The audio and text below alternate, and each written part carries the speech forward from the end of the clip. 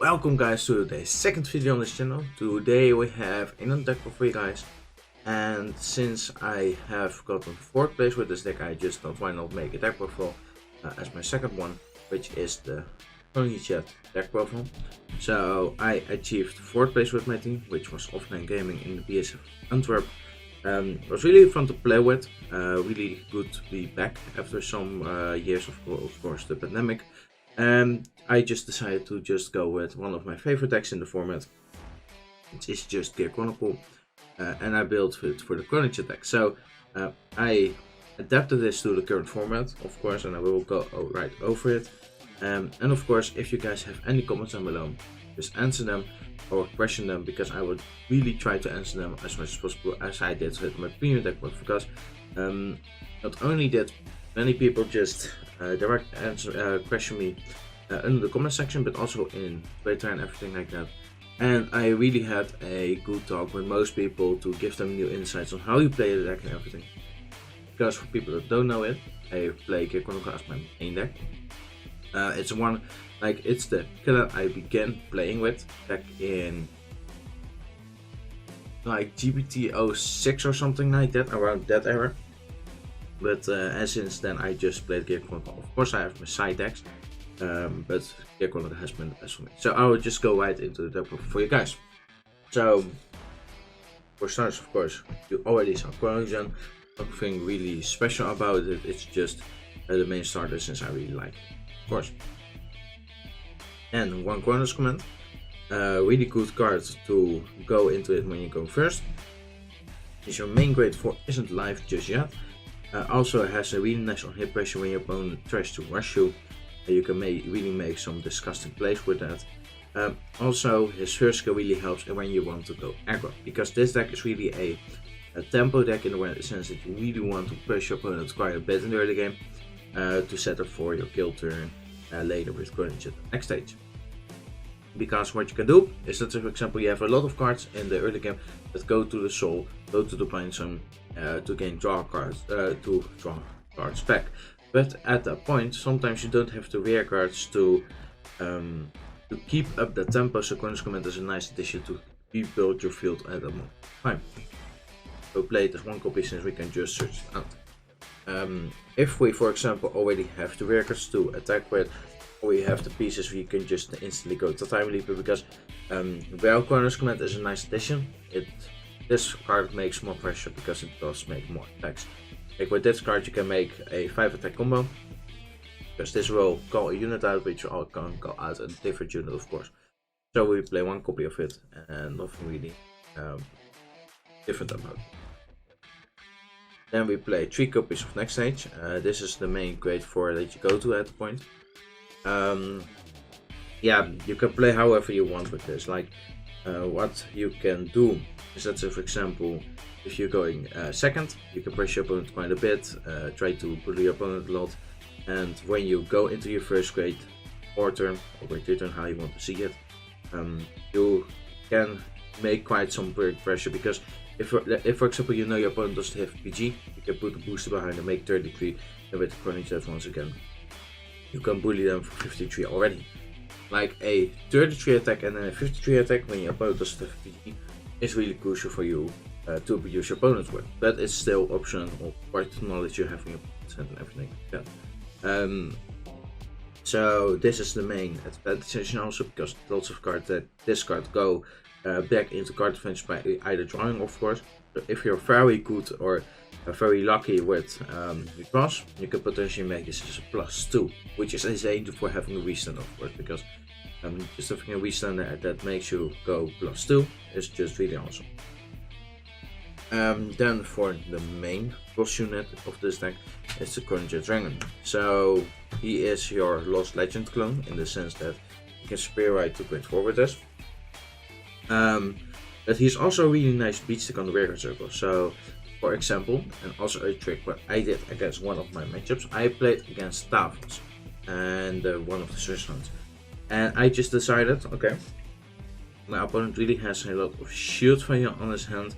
So let's say, for example, I go into my, I was going first, I think I was going this, I just went into Time Leaper, or Chronos Command, I think one of the Great 4s. And I pressed him a little bit. So I made 2 markers, but he was still on quite so low damage. So let's say, for example, I go into my next stage turn after that. And this wouldn't really do anything, but he needed some counterblast to work with. So he would surely take some damage. So what I just did at the turn after is I wrote a second Chronojet on my finger circle. So I have 1 in the soul and 1 on my finger circle for. Then I got Smokey on the field and discarded a lot of cards from my hand, like 4 or 5, because of Chronojet's first skill. Because the Chronojet first skill isn't a once per turn, really keep that in mind. So at the end of the turn, like on the last card you discard, you search your Great 4. So let's say, for example, you go to Chronos command, that's really fine at ending. And let's say, for example, you have 4 stacks of Chronojet right there, so you use them 4 times. At the end of the turn, you retire the Great 4, this will be goodbye, and you hide your Great 3 back. This gives you 1 marker, but at the end of the turn you have still 3 resolutions of the other Chronojet. So what you do is retire your Great 4, which you don't have any, so you fulfill that part, and you write a Great 3 from your soul. Since you had 1 Chronojet in the soul, you can rewrite that. And another time, and another time. So in that regard, you gain 4 markers in 1 single turn, which is just insane. And because you have cards that allow you to draw on this card, the cost isn't all that heavy.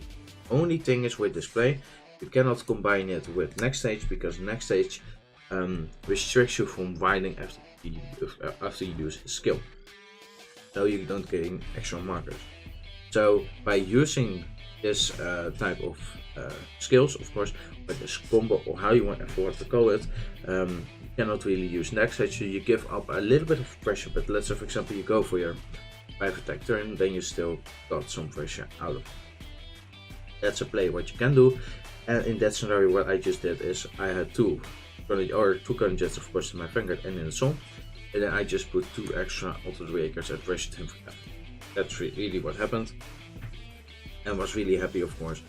Even my teammate was surprised with the fact that I did it, because he was almost like, "Can you really do that?" It's an option. We talked later about it, and I was like, "Okay, did it do that?" Then for the main units in the Great 2 tournament, I play 4 Smoker. Is your main beat stacks, is just a 15k attack and it draws you cards back, which is really good. Also allows you to stride with any card, essentially, or what I refer to stride as riding a Great 4, of course, from your main deck. Really good in the early game to, let's say, for example, you ride him, you attack your opponent for 15, if they're on a 10k base, it's never a trigger. Like, if they want to put a trigger down, it's not a no pass, because you have a 15k base. That's really good about it. Also the fact, let's say, for example, you really want to go early, aggressive, you don't have to care about keeping a Great 3 onto your hand. If, for example, you already have a smoke here, you get it on your hand onto the field. But the risk about having it on the field is it can be attacked into, so you need to defend them a lot. That's the counterpart of it, but it's to your own decisiveness. Then for the main, or for the Great 2s, I play 3 copies of Naboo. Really strong card when you're going second, because your opponent doesn't have a quick shoot yet, and if you snipe their Great 2s away, they don't have any interceptors. So they essentially need to put a 15k shield down to guard against this attack, because this has a restriction where your opponent cannot guard whose Great 2s are higher. Also, when you go into your Great 3 turn, where you go into next stage, you can multi-attack with units you discard. But that means you will be overcunning on top of units. But for example, Naboo, you can just put this into Soul to draw a card back. So at least you gain some value out of putting this into Soul, because you will be either outcunning over it either way. Yeah.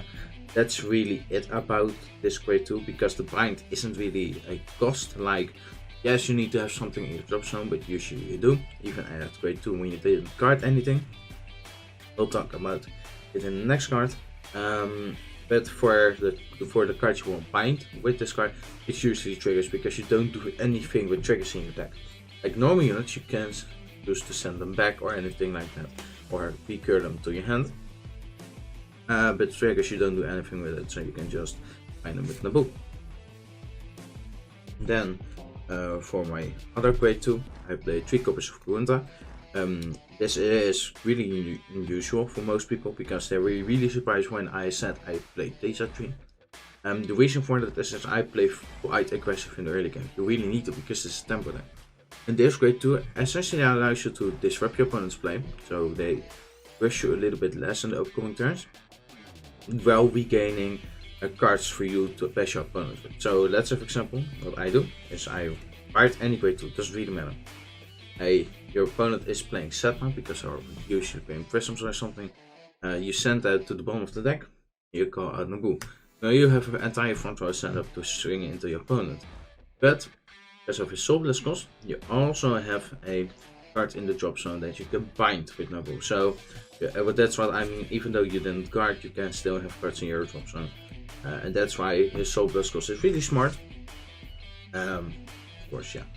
Also, when you're going into your final turns and everything like that, you will search out the card you really need. So that's, for example, what I talked about earlier with Davros.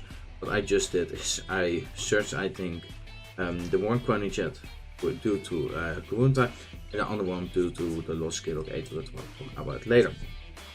So when you're in the pickle, or when you want to finish your opponent, you can search for the correct card. Let's say, for example, you need to go to the back row because you don't have any space in front of it. That's fine. That's really, I don't really care about the fact because it will search my correct card that I can bash my opponent with. I need an attack extender. For example, to recur my Ripples from the drop zone, I use Caliban. If I know my opponent has a lot of no units, I will go Naboo. Do I need to have essentially every stride? I will search out or Smoke Gear Trainer. Like, that's how versatile this card is. And that's why I play it at 3, because it's essentially a different way to see all that grade 2s. Then I play at last grade 2, 2 copies of Caliban. I wasn't really a fan of Caliban at the beginning when he came out, because many people were hyping him up because he can recur your Ripples from the drop zone. Well, you can do that. He doesn't really do that much on it, because the fact around it is whenever you want to use Ribble, it's never in the drop zone actually. Like when you discard with it, it goes to the field. If you guard with it, you don't really want to guard with it because you could essentially also guard with this. Like yes, you gain 5k shield on it, but you use a counter blast, so it's just on how you want to see that regard. I just really didn't like it for that thing, but for this this meta, I really like it because what you can do. Let's say, for example, you play against Prisms. You really have quite a tempo on grade 2 because they usually have a bunch of Setmas, a bunch of grade 1s, a bunch of grade 2s already. What you can do is attack with this into the grade 2 because it can attack anything for its own skill. Then, let's say, for example, the down card of grade 2, you can also spin back to grade 1. So with 2 Calibums on that field, you can essentially nuke their entire field on grade 2. That's how impactful this card is. But also for the fact, let's say, for example, the late stages, so at your first grade 4 turn where you go into the next stage, and it doesn't really come up to recycle Ribble. But the turn after you use Ribble, so what you just do is call Calibum over the Ribble, which will be on a force marker, so Calibum can hit on its own. And then you can use Ribble once again because it's in the drop zone, send the grade 2 back. Then you have your fulfillment. So that's why I played 2 copies. It's just for the niche situations, and you can either way just search it out with Kurunta, of course. Then for the main grade 2, like one of the best, it's Ribble, of course. Like, even if you don't have a reason to play this card at 4, you will find a reason. You will just play another card to play this at 4. This is so damn important. So yeah, I hope many people already know what this card is. It essentially allows you to multi-attack, recycle, gain boosters onto the field and everything like that. So we play at 4. Then in 10 we play 4 copies of Lost Skill. Okay, I already talked about this card. Premium deck profile, it's never, it's not worse in any regard in VP also. I would even say it's sort of better because in this deck we don't play air cup. That means when we go first, we don't have any means of discarding essential Ribbles from our hand. And waiting for the next stage turn to discard those Ribbles is just really late in my opinion. Like, you rather want to bash your opponent in the early game a little bit with Ribble than don't do anything and wait for that perfect combo. Because if you wait for your opponent to go to their grade 3 turn, and then into the next stage. Yes, it can be a play, of course, like it's totally an option, but most of the time it isn't. You just search out the correct grade 3, ditch a grade 2 or a grade 3 on top. Let's say for example you ditch a grade 3, and then you discard ribbon on top of it, so it makes that you can really bully your opponent. Let's say for example you write this, you go second, you can discard ribbon on top of it, so you have 8k attacker and the 30k attack also. You also can use it as a booster.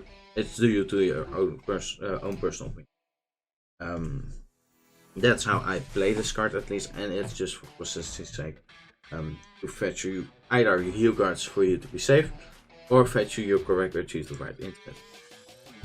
Then 4 copies of Chronojet. This is a other card that allows you, when discarded, draw extra cards. Well, this deck can use a lot of CP. You really don't use that much CP. And the way what I mean by that is, yes, you can use a lot of CP with Chronojet skill. Sometimes you don't even use him in the early game. That means that when you go for your first next stage turn, because the power isn't that worth it. Like, okay, they really, let's say for example you attack for 28 because you didn't give the force marker to him. Your opponent really wants PG. Okay, let them PG, of course, your Chronojet, because that means they have a one less PG for you when you go into your next stage play. And if they already used a PG on your next stage, then they have 2 PGs already gone. And then when you go into your higher numbers, then they really feel that they really need those PGs, of course. But it's also the other way around. You can really play around that. Kalumim, you can also let them refund your counterblast, of course. In that way, Kurunta, it's usually a one-off. Like, you only want to see it. You also need to write some grade 2, so it's primarily that target, and that's it really for the counterblast cost. Of course, command, but and he's also a right nice target to draw you an additional card, so you can really set up your tempo. Because you really want to see your grade 2s as much as possible, so drawing more cards can. Then 4 copies of this critical trigger. Then another 4 copies, so we play 8 criticals in this deck. In total, we don't play any set top it. If I wouldn't win Kurunta, I would prefer to go for the 6 draw 6 crit. Just because I want to see as much species as possible. Like what I said earlier, is that this deck really filters to hit their grade 2s. Naboos go away, Kalumim goes away, and with that you need some follow-up play. So with playing draw triggers, you have that follow-up play to your disposal. Also, draw triggers are essentially discard cards. Like with next stage we discard a bunch of cards, so if we need to discard a card, we can either way just discard a draw trigger. Like just a 5k draw trigger is fine. So we have some merit on those, but for this deck I really want to have the 8 crit because we also really like to play on tempo. And crits just help you to set up your opponent damage. Then 4 draw PGs, because what I said about draws, it allows you to keep up your tempo. Also the fact that just a PG is really nice to defend against your opponent. And then for the last card, it's just the 4 heal cards. Like you can just search it out with lost skill gate and everything, so it's a really nice addition to the deck. That they just made it a grade 3 for you. That's really it for deck profile. For the rest, there isn't really much to talk about, because for the rest of the tournament it went really well. Like it was just a constant back and forth matches. I really played against lots of different decks, as I said, with Tavos and everything.